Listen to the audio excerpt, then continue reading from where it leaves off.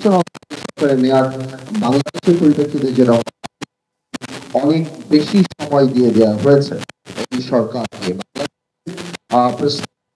উন্নত পার্সপেক্টিভ এক না, সরকারটা বেশি হওয়া 2 মাস 2.5 মাস ইউনূস সরকারের যে অবস্থান ছিল আজ যে কেউ বলতে পারবে অবস্থান তা না।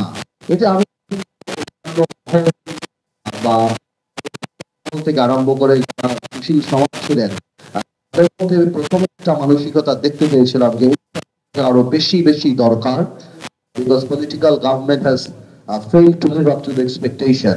এখন মানে আনফরচুনেটলি ওনারা সেই সময় বুঝতে পারেননি যে আপনি প্রথমে যেই ফেসটা সরকারে দেখতে পেয়েছিলেন, যেহেতু ডেমোক্রেসি নেই, যেহেতু অ্যাকাউন্টেবিলিটি নেই, যেহেতু এই সরকার জনগণের সরকার না, জনগণের আমাদের মতো সব রাজনৈতিক দলের সাপোর্ট করা সরকার, এখন কিন্তু ব্যবসায়ী থেকে আরম্ভ করে অনেকেই এই জিনিসটা রিয়ালাইজ করা আরম্ভ করেছে যে এটা যদি দেখুন আমাদের ইকোনমিটা কিন্তু ওরকম স্টেবল কোনো সময় ছিল না। সো অন্যান্য দেশে সার্চ করে অন্তর্বর্তীকালীন সরকারের যে অবস্থান থাকবে, আমাদের যে এখানে থাকবে সেই কথাটা নট নেসেসারিলি রাইট।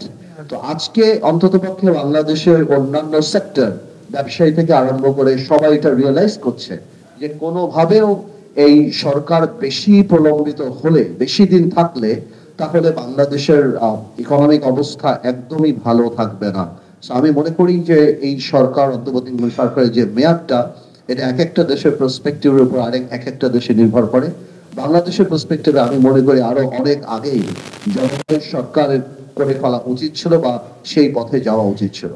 আরেকটা ইস্যু যেটা আসে সংখ্যানুপাতিক নির্বাচন, এই ব্যাপারে আসলে কথা বলার বা কোনো রিসার্চের প্রশ্নই উঠে না অন্ততপক্ষে অন্তর্বর্তীকালীন সরকারের। এই কারণে উঠে না কারণ এটার আন্ডারলাইন একটা ইল মোটিভ আছে, এবং সেই মোটিভটা হলো এই সরকারের মেয়াদকে বাড়ানো।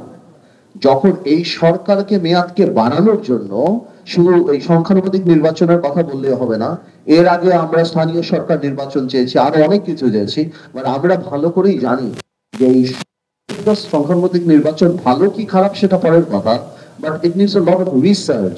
বাংলাদেশের মানুষ আমরা দেখেছি ইভিএম এ কিভাবে ফেল করেছে, সেখানে এই আইনগুলি সেগুলিকে চেঞ্জ করে সংখ্যানুপাতিক নির্বাচনে আসা, we are just not ready for it, আমাদের মাথায় রাখতে হবে। এবং আপনি মানে এই সরকার দেখুন একটা কথা,